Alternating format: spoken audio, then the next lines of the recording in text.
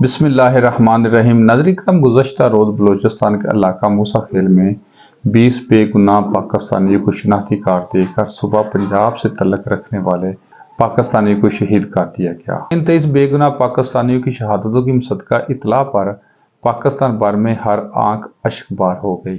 پورا ملک سوگ میں ڈوب گیا۔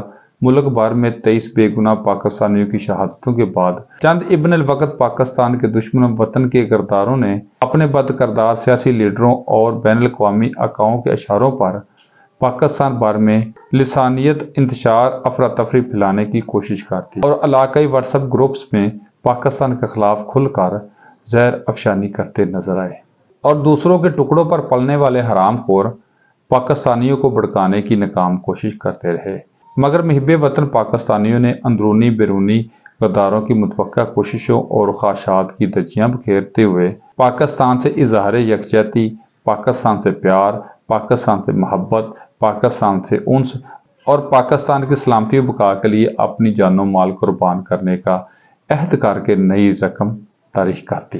ملک بھر میں لسانیت کے نام پر انتشار افراتفری پھیلانے کی تمام کوششیں ناکام بنا دی۔